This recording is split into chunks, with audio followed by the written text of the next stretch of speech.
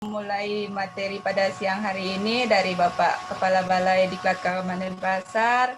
Marilah kita berdoa sesuai agama dan keyakinan kita masing-masing. Berdoa, dipersilahkan.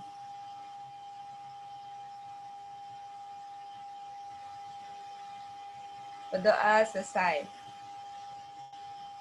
Baik, Bapak, mohon izin saya sebelum dimulai saya mau membacakan CV dari Bapak.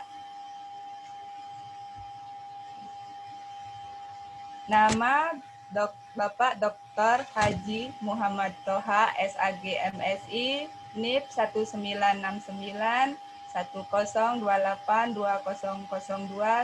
12102. Tempat tanggal lahir Gresik 28 Oktober 1969. Pangkat golongan pembina 4A. Jabatan Kepala pada Balai Diklat Keagamaan Denpasar.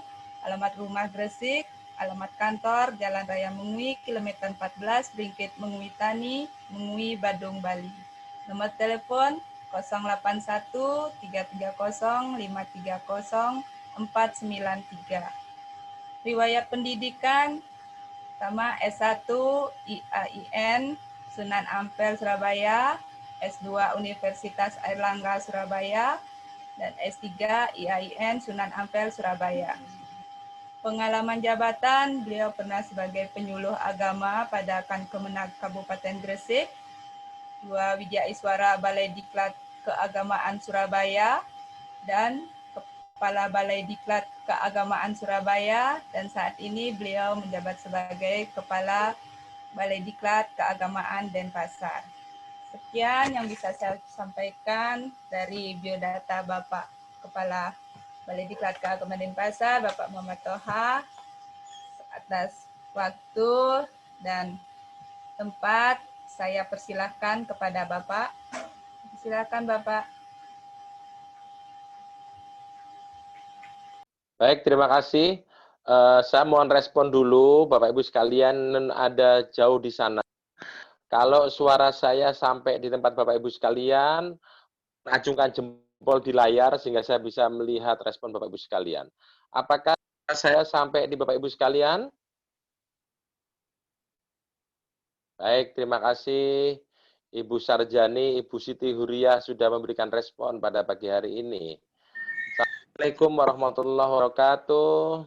Waalaikumsalam warahmatullahi wabarakatuh. Om Swastiastu. Om Swastiastu. Salam, selamat siang, salam sejahtera bagi kita semua. Namo Buddhaya, Tong Tian, salam kebajikan.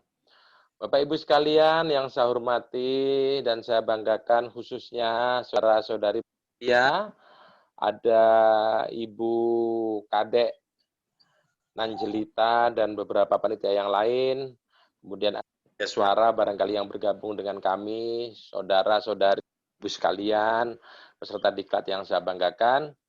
Yang pertama, saya mengajak bersyukur kepada Bapak Ibu sekalian. Bapak Ibu sekalian diberikan amanat suci yang pada akhirnya amanat suci itu bisa mengantarkan Pak untuk mencapai kemuliaan dan pada akhirnya menggapai surga. Kenapa itu saya sampaikan pada awal? Karena tidak semua sahabat kita yang dulu teman kuliah kita, bahkan kadang-kadang kuliahnya lebih aktif dari kita, tapi dia tidak bisa menjadi guru. Sementara kita bisa menjadi guru. Ini sebuah kemuliaan yang luar biasa. Maka yang pertama saya mengajak Ibu Bapak sekalian untuk syukur kepada Tuhan yang Maha Kuasa, Allah Subhanahu wa taala yang widiwasa bahwa kita ditakdirkan untuk menjadi seorang guru. Bapak Ibu sekalian, dulu ketika saya kecil di kampung halaman saya orang Gresik, Jawa Timur, Indonesia, ketika orang menjadi guru itu namanya nggak dikenal gitu. Ini sawahnya siapa? Ini sawahnya Pak Guru gitu. Itu sepedanya siapa? Sepedanya guru gitu. Jadi Toha hilang gitu. Ibu Sarjaninya hilang tapi yang dipanggil jabatnya. Oh, ini rumahnya Bu Guru Siti Huria gitu. Jadi namanya hilang. Orang nyebut nama lebih bangga melihat jabatannya. Oh, Bu Guru kan begitu. Begitu besarnya pengabdian dan kehormatan terhadap guru sehingga namanya larut lebih dengan jabatannya. Kalau ada orang tua memanggil guru yang lebih muda, di kampung saya dulu, karena orang Jawa, oh nggih nak guru, begitu, nggih nak guru, gitu. Kalau laki-laki itu manggilnya Kang, kan orang Jawa. Oh iya Kang Guru dipanggil Kang Guru, kan laki-laki Kakang Guru, Kang Guru, tapi bukan Kang Guru yang di Australia, gitu kan. Nah, jadi artinya begitu mulianya seorang guru itu. Di Indonesia itu kita kenal dengan ada yang disebut dengan, kalau kita melihat sebuah rumah besar, orang bertanya gitu, Pak Muhammad Zakaria Jawa itu, mana soko gurunya gitu. Yang ada soko guru Pak Ahmadi, ada soko manajer nggak ada, soko guru gitu. Jadi begitu luar biasanya guru itu. Kemudian karena saya itu pengajar bahasa Jawa, yang ada izin soko guru, kemudian ada guru lagu, guru gotro, guru suara, guru bilangan. Guru itu sangat luar biasa mulianya seorang guru itu. Kalau ada hebat gitu ya, dia menjadi dosen. Dosen. Ketika anak sekolah, tadinya diajar oleh seorang guru, Bu Rahmawati. Nah, ketika dulu sekolah, kuliah diajar seorang dosen. Tapi dosen itu hebat, Pak Muhammad Qasim, nggak ada. Kemudian dosen besar nggak ada. Balik lagi, Bu Kadek Cantik, dia balik lagi, disebut dengan besar. Nggak ada, dosen besar nggak ada. Guru besar. Nggak bangga panjenengan. Guru itu selalu menjadi sebutan dan sebutan gitu. Kalau ada orang hebat luar biasa, Wati, dia disebut apa? Guru bangsa. Jadi guru itu satu jabatan yang sungguh sangat mulia luar biasa. Ibu Halimah Bakir, sungguh sangat luar biasa seorang guru itu. Maka bersyukurlah Bapak Ibu sekalian menjabat sebagai seorang guru, karena guru itulah sosok yang sangat dimati. Bu Nur Laila Fitria, guru itu adalah tempat orang tanya, dengan pencerahan Ibu Faridah Wayan. Sekali lagi berkali-kali saya sampaikan Ibu Sri Hidawah Yud, guru itu adalah sosok yang sangat-sangat membanggakan dan membanggakan. Saya yakin Ibu Sri Rohas pendapat dengan saya nun jauh di Bima sana. Yang kedua Bapak Ibu sekalian, ibu harus mengajari anak kita, tidak saja dia harus paham tentang mata pelajaran yang ia sampaikan. Tapi guru yang baik adalah guru yang bisa merubah mindset anak dia. Jadi seorang guru tidak hanya dia mencerdaskan akalnya, Ibu Salawati, tapi guru yang baik tidak saja mencerdaskannya Pak Wahbah, tapi dia harus mencerdaskan kolbunya, menata akhlaknya. Kenapa demikian, Bapak Ibu sekalian? Bangsa ini bernulai sudah banyak orang pintar. Bangsa ini sudah banyak orang cerdas. Tapi orang yang bijak dan berakhlak inilah yang susah sampai hari ini masih harus kita cari. Nah, saya yakin Ibu Farida pendapat dengan saya, Ibu juga begitu, Wahyuni, karena dengan anak didik kita yang luar biasa inilah menjadi bangsa yang bermarwah. Bangsa ini semakin hebat. Kenapa begitu? Karena untuk mencerdaskan akal Bapak Ibu sekalian itu tidak butuh waktu yang terlalu lama. Untuk menenangkan pikiran tidak butuh waktu yang terlalu panjang. Merubah mindset, membangun karakter itu berpuluh-puluh waktu. Anak kita berpuluh tahun Ibu mati, anak kita dididik, cuman kadang-kadang hasilnya nggak maksimal. Kasih contoh biar Bapak Ibu sekalian lebih paham dengan apa yang disampaikan Pak Muhammad Qasim yang saya banggakan. Satu hal, seorang anak apabila dia nggak bisa matematika 5 bakir, maka cukup dia dihadirkan di matematika. Kalau dia tidak cukup, diajari di sekolah. Dalam durasi waktu tertentu, anak sudah pintar matematika, perkalian juga bisa, sinus hafal, pembagian juga selanjutnya kepala, kan gitu. Dalam waktu terlalu lama gitu loh. Tapi untuk menata anak kita disiplin, Pak Muhammad Zakaria, menata anak kita agar menghargai waktu, Pak Muazzin, anak kita biar tahu bekerja dengan baik. Tahun-tahun kadang-kadang Pak Ahmadi nggak berhasil kita menata itu. Maka saya mengisipkan kepada semua Pak Ahmadi dan Bapak yang lain bahwa kehadiran kita tidak saja mencerdaskan akalnya, tapi wajib mencerdaskan kolbunya. Sehingga kalau ini maka bangsa ini otomatis menjadi baik dan kebaikan karya luhur Bapak Ibu sekalian termasuk Pak Muazzin dan kawan. Bapak Ibu sekalian yang sungguh sangat saya hormati. Kenapa bangsa ini susah sejahtera? Karena orang pintarnya, tapi kesadaran untuk menjadi orang baik, berbuat baik itu yang kurang yang ada di Indonesia. Sehingga seberapa besar yang bernama sumber alam yang kita miliki, Ibu Sarjani, begitu melimpahnya hasil laut kita, Ibu Siti Huria, tapi yakinlah tidak bisa dirasakan oleh semua masyarakat karena pemimpin atau orang yang berkewajiban untuk ngatur negara ini tidak bisa maksimal demi rasa cinta dan kebahagiaan semuanya. Maka seorang guru yang baik tidak saja ahli dalam mata pelajarannya, tapi ada satu hal yang jangan lupa, dia berusaha merubah murid-muridnya sehingga muridnya menjadi baik. Bapak Ibu sekalian yang sangat saya hormati, ketika murid-murid kita baik, yakinlah itu investasi bangsa ini. Jadi kalau masyarakatnya pintar-pintar, tapi karakternya jelek, akhlaknya buruk, itu bukan investasi. Karena kepintaran itu justru nanti Bu Kadek itu semakin menyengsarakan masyarakat dan justru naudzubillah min dzalik membinasakan. Dengan pinternya itu dia merekayasa anggaran, merusak alam, memperkaya diri, tidak abe terhadap aturan, tidak peduli terhadap masyarakat. Justru kepintaran yang menyengsarakan sesama.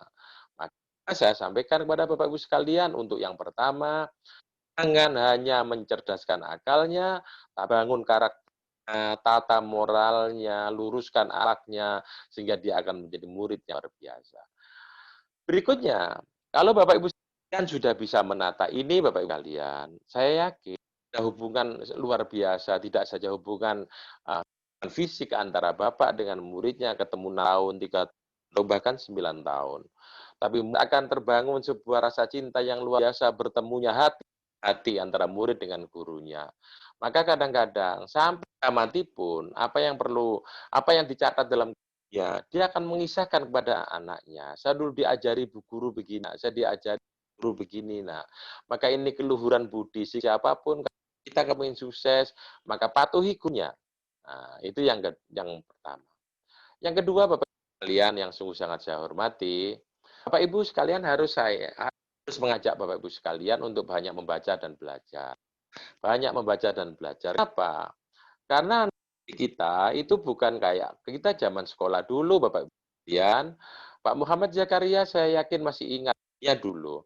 Ketika kita masih sekolah, satu-satunya ilmu, satu-satunya informasi yang sampai kepada kita Pak Ahmadi hanya satu dari guru. Bahkan kadang-kadang ketika ada tugas dari sekolah, kadang-kadang Bu Askina Rahmawati, ketika sang anak tidak bisa melakukan pekerjaan rumah atau PR itu, sang anak tanya pada bapaknya. Bapaknya tidak bisa membantu karena pada waktu itu bapaknya masih buta huruf, orang sekolah, demikian juga ibunya gitu. Maka sekarang ini faktanya berbeda. Kita kadang sama-sama membawa smartphone Pak Zakaria, anak kita juga membawa smartphone. Kita itu kadang-kadang penggunaan smartphone itu lebih canggih kita daripada kita. Ya anak kita itu ternyata operasional smartphone itu lebih memahami. Maka tidak jarang ketika seorang tua bingung Pak Muhammad Qasim untuk mematikan handphonenya, anaknya bisa mematikan itu kan gitu. Inilah fakta beda antara zaman kecil saya dengan zaman kecil milenium seperti ini.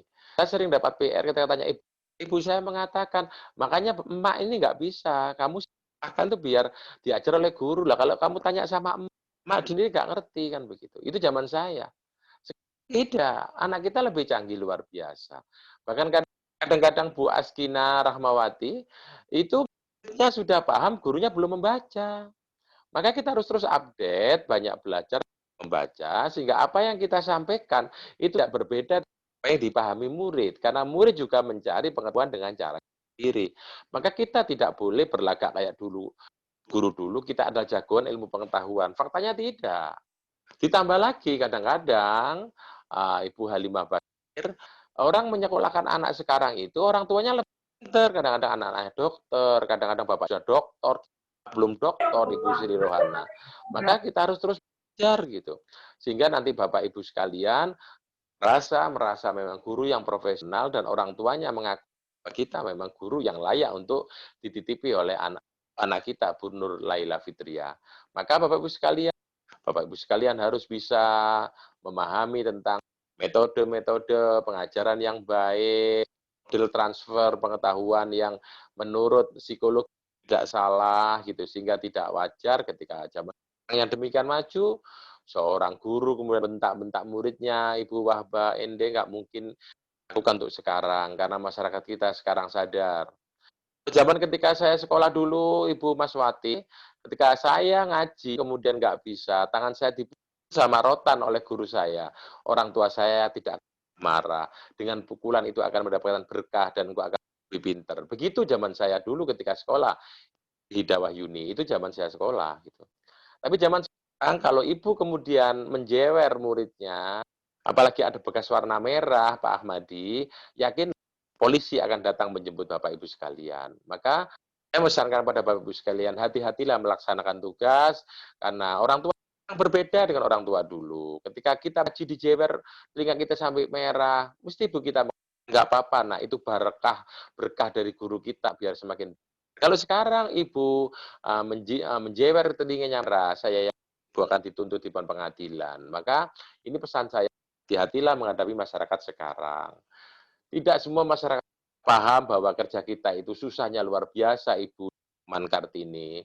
Sehingga kadang-kadang kerja kita yang sangat baik itu, kemudian masyarakat tidak memahami yang terjadi, dunia menistakan kita. Saya lihat di sana ada Adil yang sambil melaksanakan tugas di luar pulau, tapi masih sempat mengikuti dari perbincangan pada pagi hari.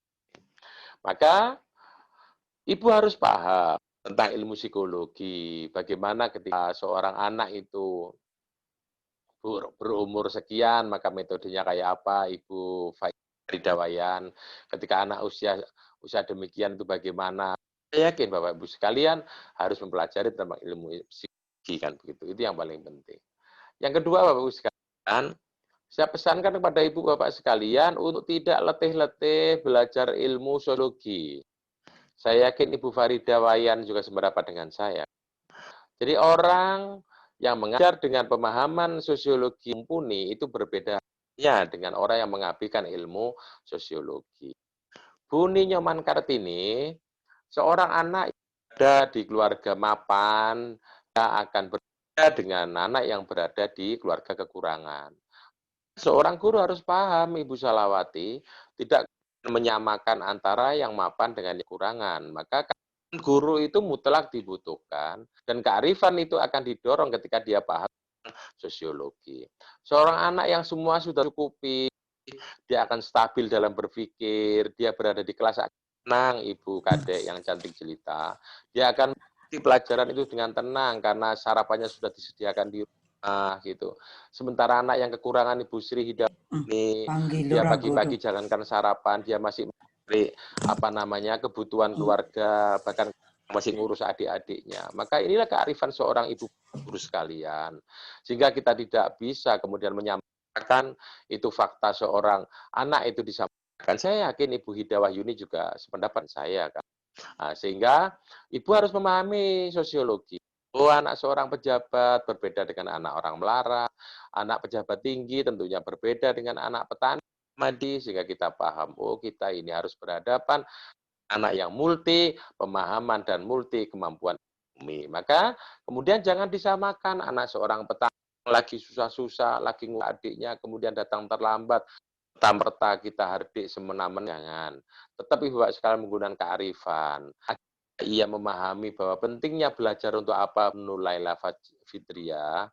Jadi kalau anak sudah paham saya sekolah untuk apa, saya belajar gunanya apa, saya saatnya anak ini tidak usah kita bentak-bentak, kejar-kejar, dia paham bahwa anakku engkau saatnya akan ada gunanya. Maka jangan engkau sia-siakan. Pada saatnya ketika engkau mengerti, maka engkau akan paham sekolah itu untuk apa. Kalau ini sudah menyentuh dalam kolbunya, saya yakin Bapak Ibu sekalian sana mendorong lokomotif yang sedang jalan, tidak usah berkeringat. Tapi kalau anak sudah tidak terpompa semangatnya dan dia tidak paham tentang hasrat niatnya untuk sekolah, ibu laksana mendorong kereta mogok. Ingat pun kita dorong juga tidak bisa gerak. Maka itulah yang saya kan bahwa Bapak Ibu sekalian tidak hanya mengajarkan pelajaran, tapi bangun semangatnya bahwa sekolah penting anak. Dan sekolah ini adalah pada saatnya ada gunanya untuk hidupmu yang akan datang.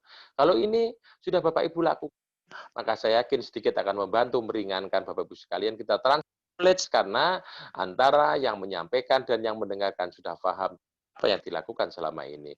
Begitu saya kira sementara Pak Zakaria. Berikutnya Bapak Ibu sekalian, Bapak Ibu sekalian juga harus memahami bagaimana disparitas kehidupan yang ada di Indonesia. Kita tidak kemudian mengeneralisir seorang guru itu melakukan penegakan aturan sebagaimana guru-guru yang ada di kota besar. Bu Siti Huria, bahwa disparitas perkembangan ekonomi antara masyarakat di Jakarta berbeda dengan yang ada di Surabaya, yang di Surabaya juga berbeda dengan yang ada di Pulau Dewata, dan yang di Pulau Dewata juga berbeda dengan apa yang di Pulau Sumba dan sebagainya. Maka seorang guru yang dia paham itu semua, sehingga ini sebuah kenyataan yang harus kita tata, Bapak Ibu sekalian.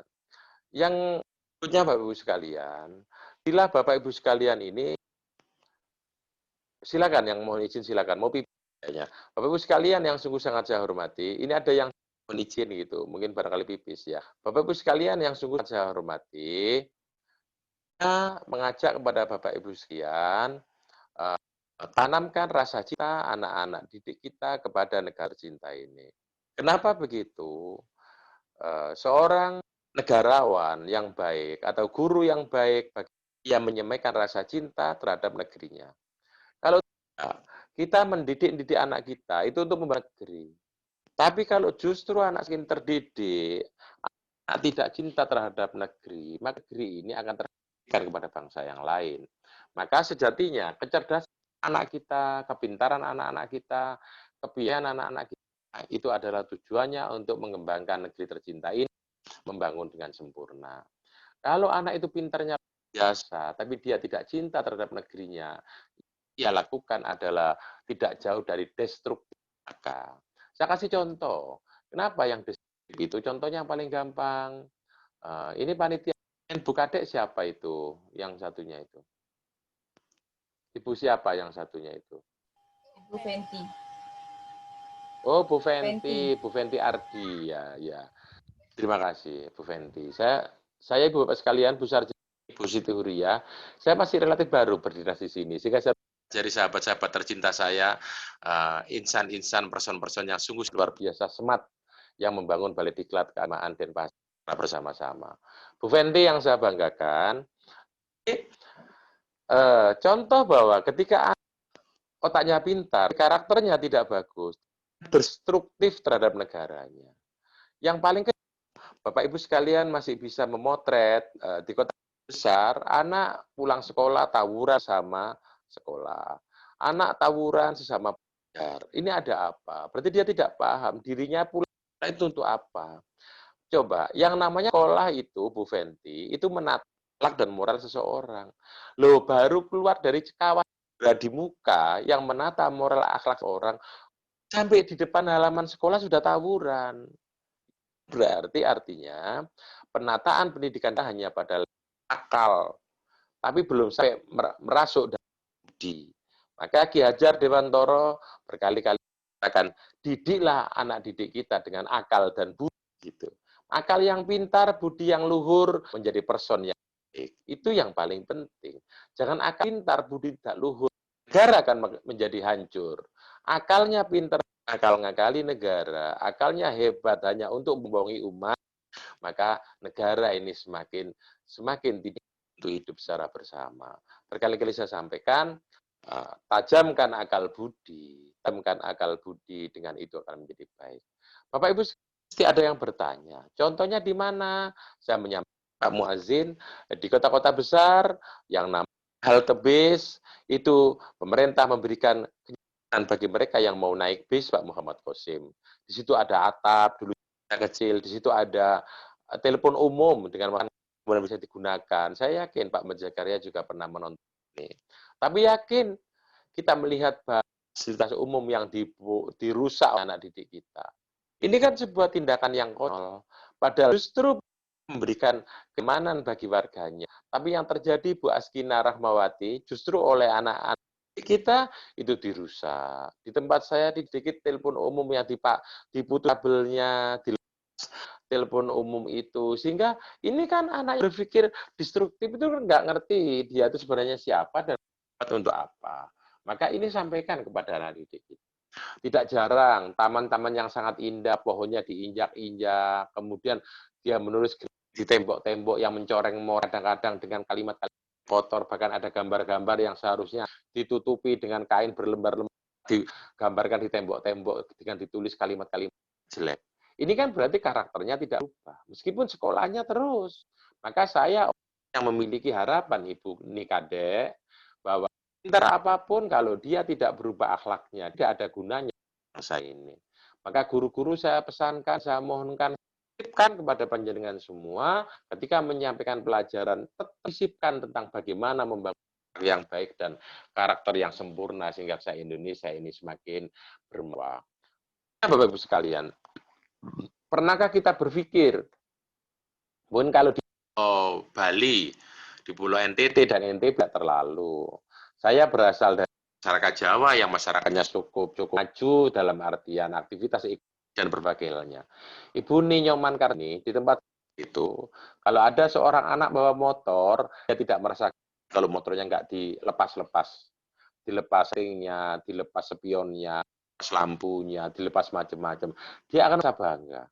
Padahal Ibu Sri Hidawahyuni, Jepang menyusun sepeda motor demikian sempurna, itu duduk waktu-waktu berjam-jam berbulan di depan komputer Bu Maswati desain supaya yang namanya motor dinaiki dengan nah. Kenapa kok suspensinya begitu? Itu sudah diukur sama Jepang. Karena beda ini ketika di orang dua tidak membentur antara jok dengan roda. Tapi kalau anak-anak kita kemudian dipendekkan itu sehingga ketika kalau naik itu terbenturlah jok dengan roda. Saya yakin Bu Hid ini pernah melihat itu. Itu anak didik kita. Saya nggak tahu kalau di NTT, Bali adakah begitu atau tidak. Kalau di Surabaya itu menjadi sehingga kalau dia naik sepeda motor kok masih ada sepinya, masih ada punya itu katanya nggak anak gaul begitu. Kemudian knalpotnya dilepas, ganti knalpot yang menggunakan telinga gitu. Itu kan tindakan-tindakan sensitif itu. Kenapa kok anak didik kok tidak kemudian berpikir bagus, Ibu Nur Lailia Fitria, apa anak kita kok kemudian tidak justru membuat inovasi baru Bu Salawati, kok justru yang sudah dipikir dengan bagus oleh mereka yang menciptakan itu dirusak oleh anak didik. Nah, itu kan bangsa kitanya kan sama dengan bahasa orang mencari sengsara. Wong itu desain bagus-bagus kok ditumpai tambah tidak nyaman kan berdawaian. Tapi itulah fakta yang ada di anak didik kita. Sampaikan kepada anak didik kita, berpikirlah nak, berpikir dengan cara yang logis. Orang yang senang marah itu dia tidak berpikir logis. Orang yang senang menderita itu tidak berpikir dengan logis. Maka keberhasilan seorang pendidik adalah dia tidak saja dia muridnya pintar, tapi dia berpikir logis. Berikutnya penutup Bapak Ibu sekalian, apa ada seperti bangsa Indonesia ini? Coba, kalau kita terbang dari Aceh sampai ke Papua, membutuhkan waktu 9 jam di udara. Kalau kita terbang dari Papua ke Aceh, begitu juga sebaliknya, itu waktunya minimal 9 jam. Di atas udara itu 9 jam, coba. Itu sama dengan kita kalau terbang dari Surabaya sampai ke Jeddah. Padahal kita ke Jeddah itu melompati beberapa negeri. Dan itu beda negara. Sementara kita dari Papua sampai Aceh itu udara 9 jam. Negara ini besarnya luar biasa. Maka sampaikan kepada anak didik kita, negara ini negara yang besar. Maka engkau harus berpikir besar, berjiwa besar. Nah, ketika perbedaan-perbedaan yang ada di negeri ini tidak besar perbedaan itu, tapi justru menghilangkan perbedaan sehingga persatuan akan terbentuk. Berikutnya Bapak Ibu sekalian, negara kita ini yang sangat kaya luar biasa. Coba laksana serpihan surga Indonesia ini. Kalau Bapak Ibu sekalian pergi ke Saudi Arabia, semua itu Bapak Ibu sekalian melihat yang ada hanya pasir dan batu. Dan kalau hewan yang ada hanyalah unta. Tapi kalau Bapak di Indonesia, semuanya ada di Indonesia. Ibu Bapak sekalian kepingin sayur apa? Pengen buah apa, Pak Fuad? Semua ada di Indonesia. Dan itulah negeri tercinta ini. Maka sampaikan kita, cintai negeri ini anakku. Karena negeri ini adalah sebuah permada hijau serpian surga. Yang ini merupakan anugerah dari Tuhan. Esa Allah Subhanahu wa Ta'ala, Sang Hyang Widiwasa. Sehingga sebagai anak yang pintar itu semakin niat untuk membangun negeri ini luar biasa. Seorang guru yang baik adalah bukan bagaimana dia negeri ini, tapi bagaimana dia menyelamatkan bangsa ini untuk masa yang akan datang dari anak didiknya. Itu yang penting.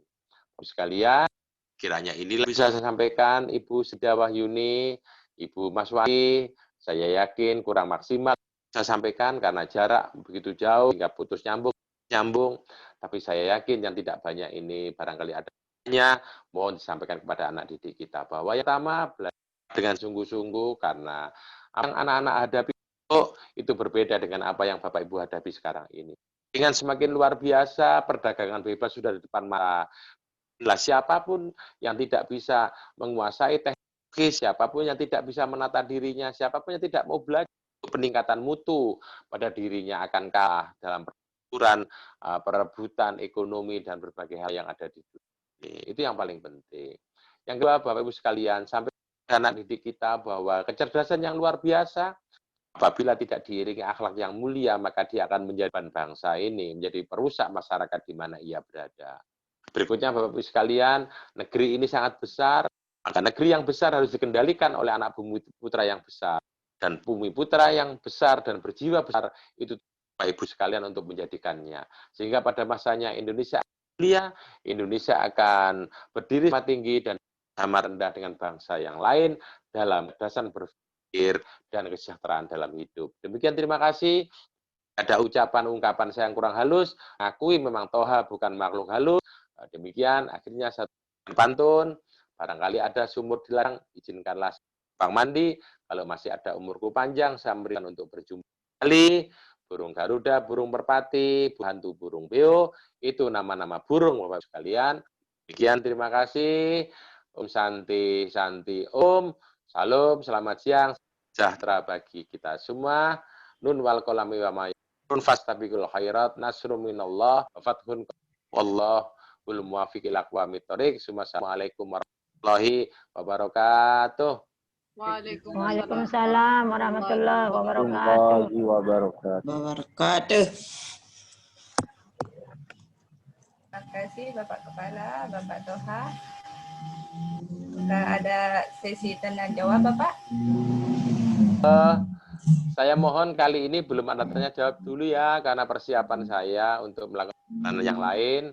Saya hanya menyisipkan untuk Bapak Ibu sekalian, termasuk juga Ibu Nikade yang kita selamat bertugas dan laksanakan tugas dengan baik.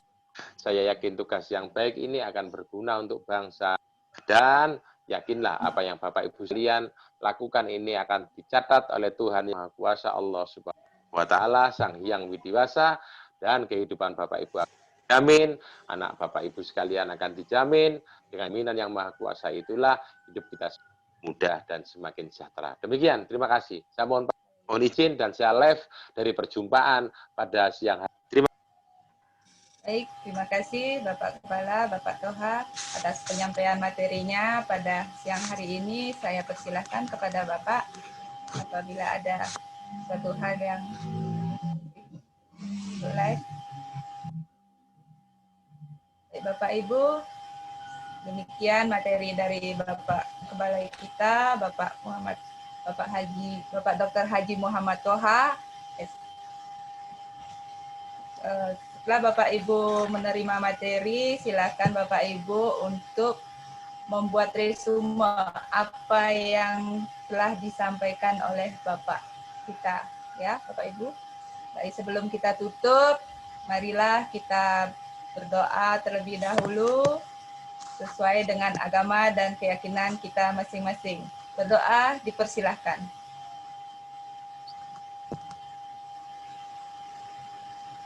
Terima kasih, berdoa selesai.